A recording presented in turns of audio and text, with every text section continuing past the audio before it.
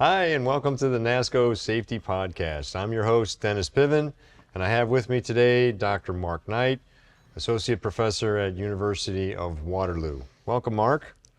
Today we're going to talk about styrene concerns in culverts and water discharge, right?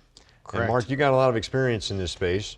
Yes, I have. So why don't you start off with explain to people a little bit about your background first, if you would please, and then let's kind of get into the topic and tell everybody a little bit more about it. So start with your background. Well, Dennis, I've been a faculty member at the University of Waterloo and Department of Civil and Environmental Engineering for the past 27 and a half years. With my research mainly focused in the area of trenchless technologies. And I got in probably 15, 20 years ago doing some CIPP testing and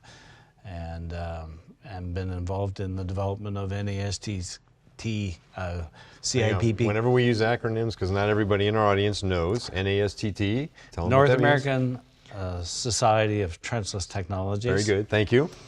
And we developed the CIPP, cured in place pipe, Right. good practice course. And Okay. every time we would go do that across the U.S., we would always be warned that someone's going in the audience is going to bring up styrene and safety issues and fish kills. Okay, all right. So the premise is the concern of when we line culverts using a cured in place pipe technology, doesn't matter whether we water cure it, steam cure it, whatever the cure method is, UV, there's still this concern that there's a release of styrene and it could get into the water that comes through the culvert after the cure and cause problems downstream. Yep. So let's talk about from the beginning of that process, right? What's going into the product that we're lining that culvert with?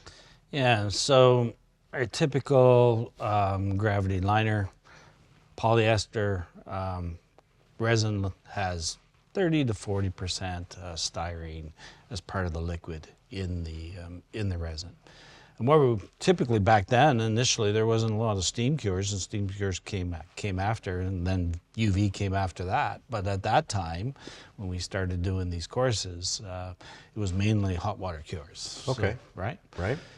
So basically, you saturate the tube with a wet out with this. Hang on a second. So again, for our audience, wet out is where they take the dry felt and they vacuum in the resin that's pre-catalyzed into that felt and then deliver it out on the site to be installed. Okay. Exactly. Thank you.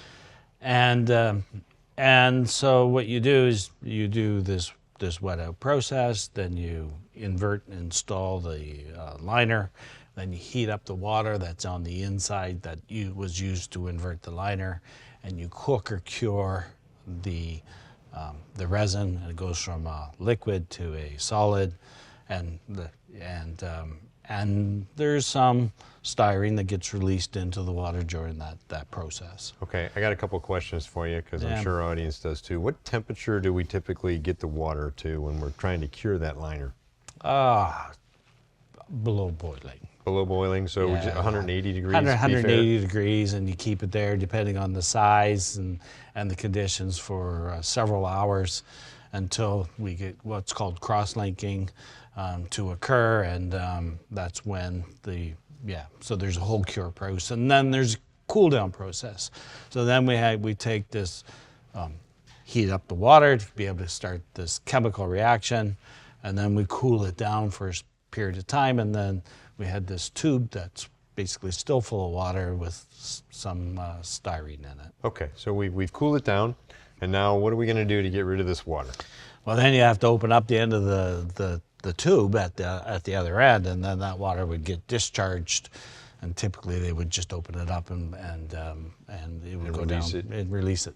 Yeah. Okay, so in your study of all of this process, right? Yeah. We know there have been a few fish kills. Yep, there was fish kills. Those things can happen. What do you think the primary contributor is to those fish kills? Well, it was always, I was always told that it was a styrene release, and many people thought it was styrene, but it wasn't actually. What happened was it was hot water. Really? And hot water, and if you raise the temperature of the water, you lower the concentration of oxygen, and basically you starve the fish on the downstream side of oxygen. So they basically choked. Okay, so let's break that down for a second. when they discharge this water, if they're not careful, If they're not careful. if they're not careful, yeah. right? And so what you're recommending there is that they monitor the temperature Correct. of that water before they consider cutting it loose and letting it run down the stream, right? Complete process control. As I said, there's Yes. 2 parts to the CIPP lining system. Yes. And the first part was you heat it up, and then the second part is the cool down. The cool down is just as important as the heat up. Okay. And then you got to be careful that you don't release that water too early and try to shortcut the process. So maybe some people were shortcutting the process, or just releasing didn't fully or understand didn't fully understand, and that they should be and it would checking that create some temperature. And if they did everything right, there was never a fish kill on the downstream side on that side. Okay, so check the temperature, and, Yeah. and I think the recommendations in NASSCO are below 100 degrees Fahrenheit. Yep. Is that correct? You Yes. follow that guideline? Okay, Correct. good. So if we get the water temperatures down below 100 degrees Fahrenheit, and in your scientific opinion and understanding of this, right, that's when we release the cure water. Yep. And when we do that, then we're not into oxygen deprivation, as you mentioned earlier, Yep. because the temperature is so high, you cause oxygen deprivation. That's no longer a problem. Correct. And the styrene concentrations, let's come back and talk a little bit more about your science and your studies on typical styrene concentrations in there. Do we have a... They're actually very low because, I mean, the solubility of only so much styrene can go into the water. So it's fixed at a certain concentration. And it becomes saturated with styrene. And that's, I can't remember, it's somewhere around 200 ppm. You can't get above that. Okay. So it's relatively low and on those ones. So yeah, you may pick up a little bit of styrene, but styrene's lighter than water, so it wants to degas. So it wants to get out. Once it gets mixed with the rest of the flow, as I said, if you did a hot water cure, you followed the proper temperature, cooled it down, released that water right, there was never any fish kills and with on that water. Okay. And then we ran into, as you mentioned earlier, we came into steam cures and UV cures, and there was a project in Ontario, Canada, where they did a UV cure because first.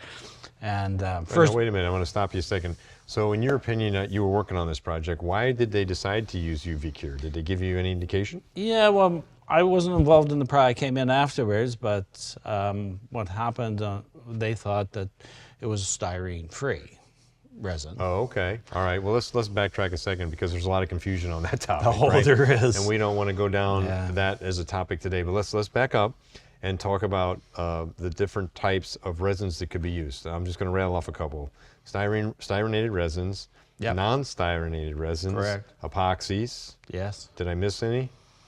Basic three? Vinyl esters. Vinyl esters. Okay, so let's go through those 4 categories just very briefly Yeah. for our audience, right? So I think they're pretty well versed on styrenated. Yeah. Let's talk about non-styrenated resins. Yeah, so you have polyester resins, which always will have 30 to 40% styrene. Okay. Then you get into vinyl esters, they can have styrene or not be styrenated. If you're not using styrene, you're substituting with another chemical that you don't necessarily know what it is, but you have to have that chemical reaction in order to be able to create the cross-linking. So, Yeah. So it's either future styrene or podcast- something else. So Future it may be podcast is we might ought to break those Yeah. down, right, and have a podcast on what are the different. health and safety issues Yeah, related with the- to different resins. exactly. That's a So great in that idea. one. So thanks for bringing that up. But go ahead. I didn't mean to interrupt And you. then the other ones are epoxies, and epoxies are 100% solid, don't have any styrene in it. So yeah. All right, so there's no VOCs in styrene, in epoxies. No, But one of the things we've learned, I think we were talking about this, is they can be sensitizers. they can be. And so a sensitizer for a worker means they could get a rash, Yeah. right, on their skin or internal of their body, which could cause some other issues. Yeah, and only if you're working with them all the time, and it depends on just your natural genetics on that side. Yeah. Okay, and then what was the other item that you mentioned? Well, so Vinyl esters, I think you said? vinyl Yeah. esters, yeah. Okay, good. So we covered those basics, right? So now we've covered the different resins. Let's talk about that UV. So your client in this case went with what type of resin? It was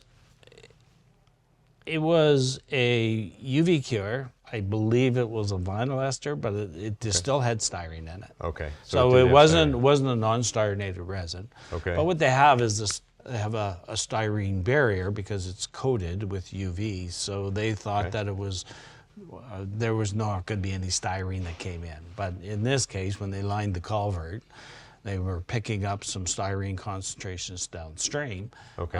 in the water measurements. And in this case, what we found out was they were kind of sloppy. They punctured the bag. They had free resin around, and if it's got styrene and the material's not cured, it will continue to release styrene. So in that case, and I think NASSCO on their website has really good protocols now on how to make sure that you got a nice, clean, tidy site and that you don't have free resin around, and you make sure you do your proper construction and maintenance and make sure you cure your tubes properly. Yeah, the curing is critical, isn't it? It is, Because without a good cure time, there's a few things that can happen. Why don't you touch on those for us if it's not fully cured? If it's not fully cured, then you'll have some residual styrene that's left. That styrene will come out of the liner and into the water, but there's a finite amount that can come out of the water, and then it will come out of the water and go into the air vapors and the stuff. So there's a limited still amount. And that can all be eliminated by proper curing. Proper cure, yeah. Okay. All right, as we wrap this topic up, let's talk about what are 3 critical things that you feel in lining a storm sewer that would be good protocol in order to keep anything from happening, fish kills or styrene release or anything. What would those 3 things look If you're like? using a hot water cure, make sure you look in the cool down process, you don't release hot water into the downstream environment. Okay. That's number 1. That's number 1. Even if you're using a steam cure, you will still have water in the bottom of that. Again, make sure that you're not releasing hot water into that environment because you can get fish kills. Okay. If you're using UV or any CIPP method, make sure you have a clean site. Make sure you use proper protocols that when you invert, that you're not going to tear the bag, have free resin around, and make sure you do a proper cure by monitoring your cure that resin is fully cured. I think that's excellent. I was going to add one thing because you've been out on a lot of job sites. I've started to see companies put dry felt down as they invert the bag to protect the environment so there's no resin sludge or epoxy sludge or anything that gets in the ground. Would you recommend that too? Exactly. You've seen that and it's effective, right? Yeah. Great. All right. Well, Dr. Knight, thank you for doing this topic today. I appreciate you being here, and I think you've helped our audience learn a lot on that subject. My pleasure. Thank you for having me. I hope you enjoyed our topic for today. Thanks for joining the NASSCO Safety Podcast. For more information on safety topics, please go to nassco.org, click on Safety, and choose your safety topic.